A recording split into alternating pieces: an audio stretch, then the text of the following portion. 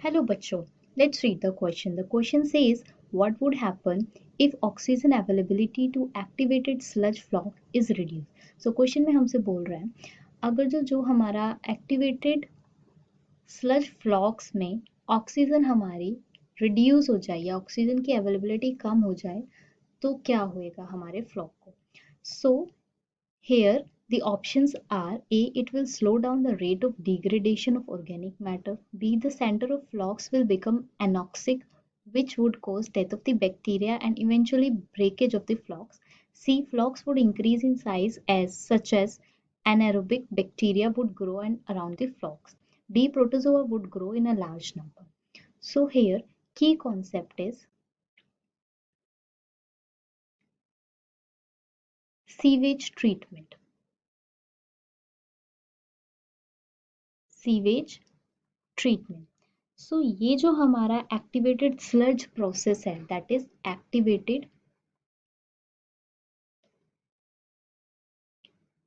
sludge process, it is a part of sewage treatment, that is a part of the secondary sewage treatment. So इसमें क्या होता है, इसमें क्या होगा जो भी हमारे बैक्टीरियाज होते हैं या फिर एक एरिएशन टैंक में, it is done in aeration tank. So what happen in that tank, जो भी हमारे एरोबिक बैक्टीरियाज होते हैं, aerobic heterotrophic bacterias, aerobic heterotrophic bacterias या फिर माइक्रोब्स, वो हमारे चेंज हो जाते हैं इनटू द फ्लॉक्स. अब फ्लॉक्स क्या है, what is floc? Floc is a masses of bacteria, ये बैक्टीरियाज ही हैं बट विद फंगल फिलामेंट्स. इनके पास फंगल फिलामेंट, यानी कि ये जो बैक्टीरियाज हैं ये एसोसिएट होते हैं हमारे फंगल फिलामेंट से, ताकि ये बना सके मेस लाइक स्ट्रक्चर. और ये हेल्प किस में करेगा, for the sedimentation of the waste. So जो माइक्रोब्स हैं वो कन्वर्ट हो रहे हैं हमारे फ्लॉक्स में. सो जब ये जो हमारे एरोबिक माइक्रोब्स हैं इनको नीड होती है, aerobic means they need oxygen, तभी ये फ्लॉक्स में कन्वर्ट हो रहे हैं. तो क्वेश्चन में बोल रहा है अगर जो वहाँ की ऑक्सीजन अवेलेबिलिटी जो है वो रिड्यूस हो जाए तो क्या होगा. अगर जो ऑक्सीजन की अवेलेबिलिटी ही रिड्यूस हो जाएगी, जो फ्लॉक्स हैं, जो हमारे फ्लॉक्स बने हुए थे वो हो जाएंगे एनॉक्सिस, एनॉक्सिक, यानी कि वहां पे ऑक्सीजन प्रेजेंट ही नहीं होगी, लेस ऑक्सीजन. अब जब ऑक्सीजन प्रेजेंट नहीं होगी तो क्या होगा, ये जो हमारे फ्लॉक्स हैं ये सेडिमेंट नहीं हो पाएंगे and it cause the death of the bacteria.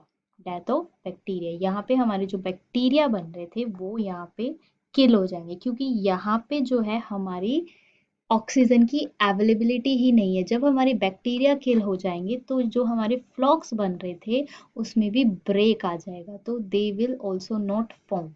तो क्वेश्चन में यही पूछा था कि अगर जो ऑक्सीजन अवेलेबिलिटी हमारी कम हो जाती है तो क्या होता है.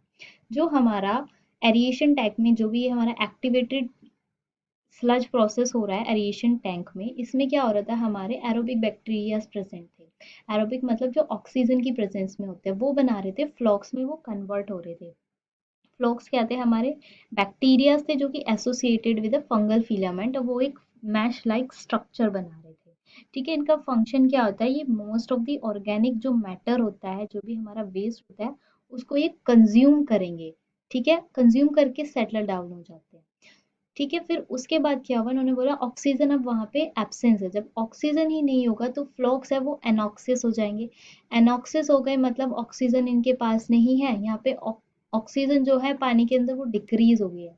अब वो डिक्रीज हो जाएगी तो जो बैक्टीरिया थे, एरोबिक बैक्टीरिया जिनको ऑक्सीजन की नीड है, वो किल हो जाएंगे. जब वो किल हो जाएंगे तो हमारे फ्लॉक्स और बनना बंद हो जाएंगे. तो यहाँ पे जो इसका करेक्ट ऑप्शन हो जाएगा, that is, the center of the flocks will become anoxious, which would cause the death of bacteria and eventually breakage of the flock. So यहाँ पे correct answer हो जाता है हमारा B. So the final answer is B. Hope you understood it well. Best of luck.